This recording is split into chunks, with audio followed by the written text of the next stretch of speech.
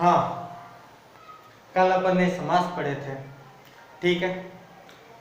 अब अपन आज मुख्य रूप से वाक्य शुद्धि वाला टॉपिक पढ़ते हैं कि आखिर ये वाक्य शुद्धि क्या है और हम कहाँ कहाँ पर ये गलतियाँ कर देते हैं। छोटी छोटी गलती होती है, हम कोई भी वाक्य लिखते हैं, पत्र लिखते हैं, तब ये गलतियाँ हमसे हो जाती है भूल में, ठीक है। कुछ भूल में हो जाती है, कुछ हमें पता ही नहीं होता है कि कहाँ पर किस चीज़ का प्रयोग में करना चाहिए। आज हम इसी के बारे में बात करेंगे, वाक्य शुद्धि। वाक्य शुद्धि और देखो, अर्थ संप्रेषण की दृष्टि से वाक्य का विशेष महत्व है, ठीक है ना। हम कोई भी संप्रेषण करते हैं, दूसरे व्यक्ति के साथ में पत्र व्यवहार कर रहे हैं, उस वक्त हमने क्या वाक्य लिखा है, उसमें ज्यादा शुद्धि होगी तो पढ़ने वाला अपने आप समझ जाएगा कि ये कितना ज्ञानी पुरुष है ना। तो मतलब इसका विशेष महत्व है। वाक्य रचना में पदों का सार्थक और सुसंगत प्रयोग करने से ही वह शुद्ध माना जाता है। मतलब हमें पत्र व्यवहार में या कोई वाक्य लिखते हैं, उसमें सार्थक व सुसंगत शब्दों का ही प्रयोग करना चाहिए, तभी वो शुद्ध माना जाएगा।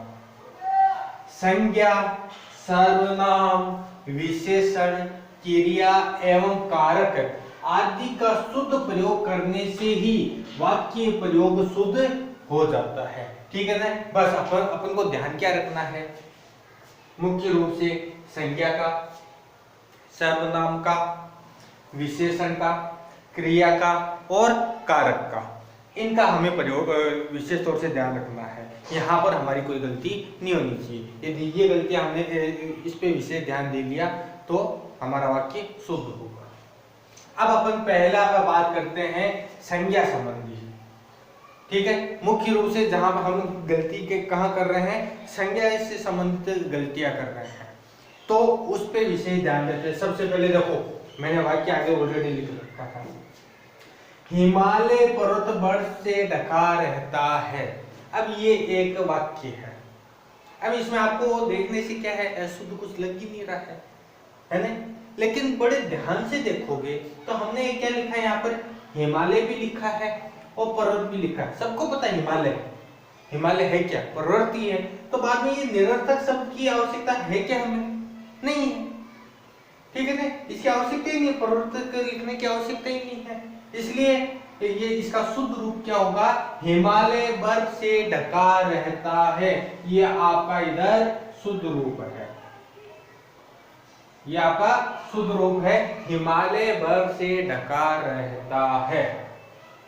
सेकंड बात करते हैं अपन, शनिवार के दिन अवकाश रहता है। शनिवार के दिन अवकाश रहता है। देखने पे ये वाक्य भी हमें शुद्ध दिखाई दे रहा है, लेकिन हमने बोल दिया यहाँ पे शनिवार, तो क्या दिन बोलना भी जरूरी है क्या, नहीं है जरूरी। तो बाद में वो फालतू में ये दिन का लफड़ा क्यों रखें। इसलिए क्या होगा, शनिवार को अवकाश रहता है, आपका शुद्ध वाक्य ये होगा। 1 नंबर का क्वेश्चन आपके 9वीं 10वीं क्लास में आता है वाक्य शुद्धि से रिलेटेड, ठीक है। इसलिए इस अपने संज्ञा संबंधी जो गलतियां थी वो हमने सही करनी है। दूसरा अपन देखते हैं सर्वनाम संबंधी अशुद्धियां। सर्वनाम संबंधी अशुद्धियां, इसमें देखो, सर्वनाम संबंधी अशुद्धियों में लिंग, वचन और पुरुष का ध्यान न रख करके, हम न तो लिंग का ध्यान रखते हैं, कई बार वचन का भी ध्यान नहीं रखते हैं और पुरुष का भी ध्यान न रख करके गलत सर्वनाम का प्रयोग करने लग जाते हैं। वो ये हमारे कौन सी गलती हो गई, अशुद्धि हो गई, सर्वनाम संबंधी अशुद्धि हो गई। जैसे मेरे को पाठ याद नहीं हुआ, अजीब सा नहीं लग रहा है, मेरे को पाठ याद नहीं हुआ, यदि ये वाक्य में बोलता हूं तो क्यों, स्पष्ट दिख रहा है। मेरे को क्या होता है, कोई वाक्य नहीं है, कोई व्यवस्थित शब्द नहीं है मेरे को। इसलिए मेरे को की जगह अपन को क्या लगाना होगा, मुझे पाठ याद नहीं हुआ है, हमें क्या लगाना होगा, मुझे लगाना होगा, ठीक है। अब दूसरा, मैं तेरे को सब बता दूंगा। अब तेरे को क्या होता है, मैं तेरे को सब बता दूंगा, तेरे को गलत है ये, ठीक है ना। क्यों? क्योंकि ये सार्वनामिक मिस्टेक है यहाँ पर, इसलिए इसका शुद्ध रूप क्या होगा, मैं तुझे सब कुछ बता दूंगा, मैं तुझे सब कुछ बता दूंगा। ये अपना सेकंड अशुद्धि वाला, सार्वनामिक अशुद्धि वाला हो गया है।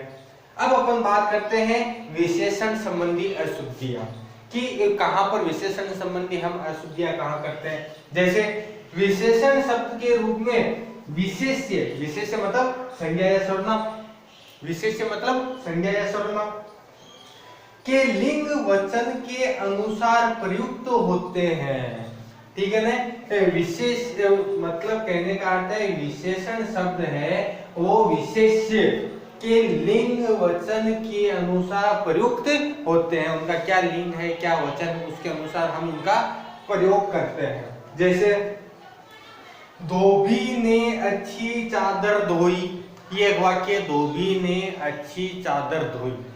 अब धोबी ने, यदि वो चादर अच्छी है तो धोने की आवश्यकता है नहीं है, मतलब ये गलती है यहाँ पर, विशेषण से संबंधित है, इसलिए इसका शुद्ध रूप क्या होगा, धोबी ने चादरें अच्छी धोई है, ठीक है ना। चादरें क्या है, कैसी धोई है, अच्छी धोई है, साफ धोई है।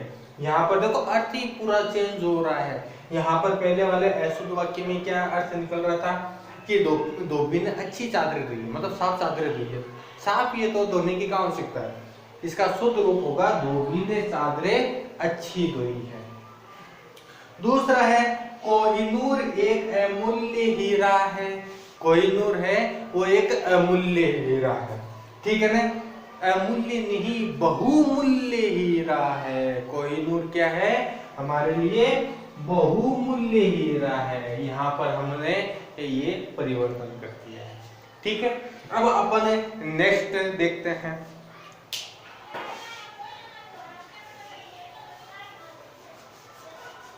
इसको मैं मिटा देता हूं एक बार।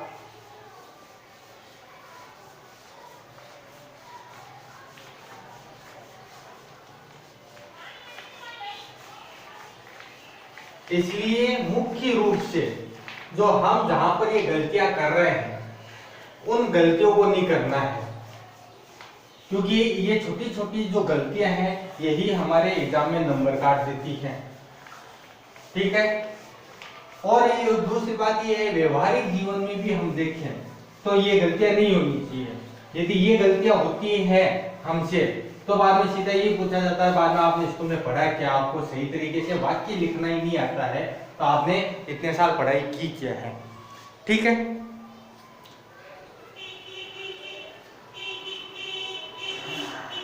हाँ, अब अपन चौथा पॉइंट की बात करते हैं, वो है क्रिया संबंधी अशुद्धियां, की क्रिया संबंधी अपन को अशुद्धियां देखनी है। वाक्य में क्रिया का प्रयोग, क्रिया संबंधी अशुद्धियों में क्या है, वाक्य में क्रिया का प्रयोग कर्ता कर्म भाव, यहाँ पे कर्ता कर्म भाव लिंग वचन आदि के अनुसार क्रिया जाता है, ठीक है ना।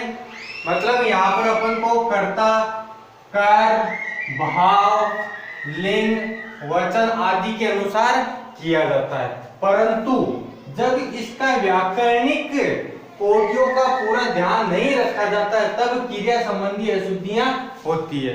मतलब यहाँ पर हमें व्याकरणिक रूप से इनका ध्यान रखना बहुत जरूरी है। यदि हम इनका व्याकरणिक रूप से ध्यान नहीं रखेंगे तब ये अशुद्धियां हमारे यहाँ से हो जाती है। देखिए सबसे पहले अपन बात करते हैं, पहला का है बालक दूध खाकर सो गया। अब दूध खाकर सो गया, दूध को खा सकते हैं क्या, नॉट पॉसिबल, ठीक है ना। यहाँ पर ये खाकर ये गलत आ गया है, व्याकरणिक दृष्टि से यहाँ पर क्या आएगा, पीकर आएगा, बालक दूध पीकर सो गया है। दूसरा है खेतों की फसल सूखी पड़ी है। अब क्या फसल सूखी हुई पड़ी है, क्या वाक्य सही बन रहा है क्या, खेतों की फसल सूखी पड़ी है, नहीं बन रहा वाक्य शुद्ध। इसमें क्या होगा, खेतों की फसल सूख गई है, सूखी पड़ी है क्या होता है ये, नहीं होता है, सूख गई है। ठीक है ना, ये व्याकरणिक रूप से अशुद्धि थी यहाँ पर जो हमने शुद्ध कर दी। अब अपन कारक संबंधी के बारे में बात करते हैं। कारक संबंधी अशुद्धियां, इसमें वाक्य रचना में कारक चिन्हों के प्रयोग करने से, असावधानी रखने से अशुद्धियां हो जाती है। जो कारक चिन्ह अपन पहले पढ़ चुके हैं, उन्हीं कारक चिन्हों के बारे में बताया जा रहा है कि यदि इनका हम ध्यान नहीं रखेंगे, ठीक है ना, तब क्या होगा, अशुद्धियां हमारे हाथ से हो जाएगी। जैसे वह कहा तब मैं गया, वह कहा तब, कोई वाक्य नहीं जम रहा, वह कहा तब मैं गया, है ना। उसने कहा, वह की जगह क्या आएगा, उसने कहा तब मैं गया, उसने कहा तब मैं गया।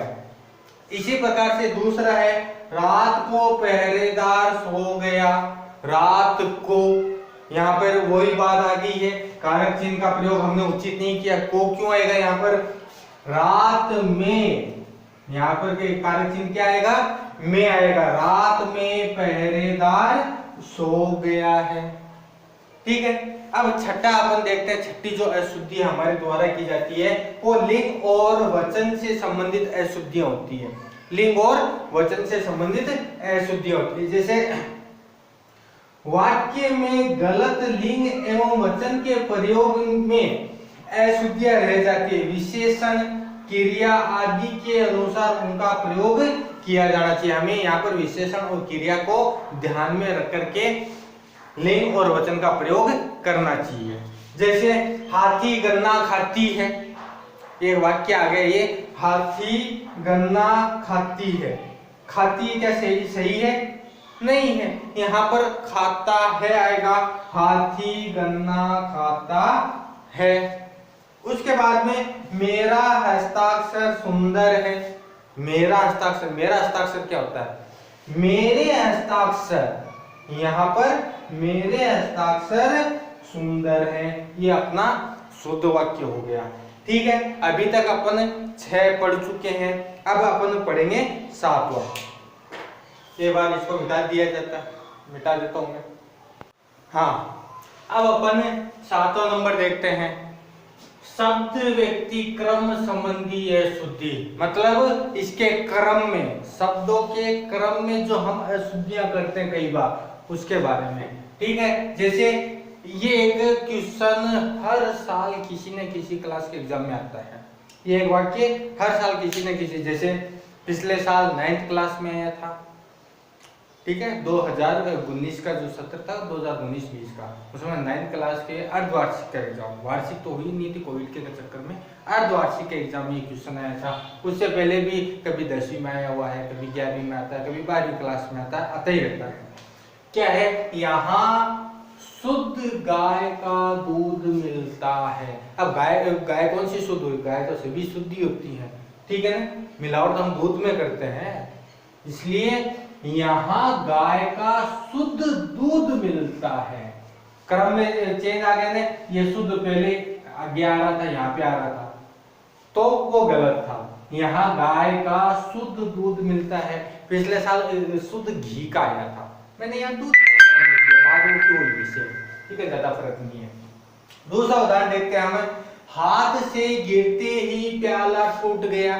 इसके क्रम में भी एक मिस्टेक है।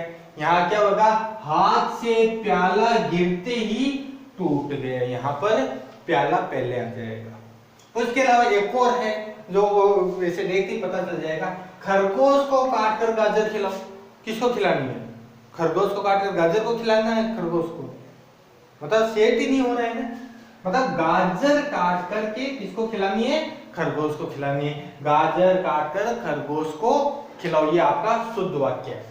ये तो अपने हो गए 7 पॉइंट जितने जो अपन गलतियां करते हैं। उसके अलावा अन्य भी कई जो छोटी मोटी गलतियां हैं, जो अन्य विविध अशुद्धियां हैं, उनके बारे में बात करते हैं। जैसे मेरा भक्त कवि थी, कवि पुरुष के लिए आता है। ठीक है, यहाँ पर लिंग संबंधी गलती हम करते हैं। ठीक है ना, कवि पुरुष के लिए आता है, महिला के लिए कवि नहीं आता, कवयित्री आता है। इसलिए मेरा भक्त कवयित्री थी, जैसे पुरुष के लिए विद्वान आता है, यहाँ पर विद्वान लिख देता, गलत था। महिलाओं के लिए विदुषी आता है, ठीक है ना। उसके अलावा सायंकाल के समय घूमना चाहिए, बात वही आ गई है, सायंकाल भी लिख दिया हमने और समय भी लिख दिया। कहाँ आवश्यकता है दोनों की, यहाँ पे समय का प्रयोग नहीं करना अपन को, तो सायंकाल को घूमना चाहिए, ये आ गया। वह शायद अब नहीं आएगा, वाक्य क्या सही बन रहा है, वह शायद अब नहीं आएगा, वह शायद अब नहीं आवे। ये कुछ और अन्य जो हम गलतियां करते हैं वो, ठीक है। आज का अपना जो टॉपिक था वाक्य शुद्धि वाला, जो जहां पर हम गलतियां वो हम पढ़ चुके हैं। आज के लिए काफी है, कल अपन नया कोई टॉपिक लेके आएंगे और उसका अध्ययन करेंगे। आज के लिए यहीं भी, धन्यवाद।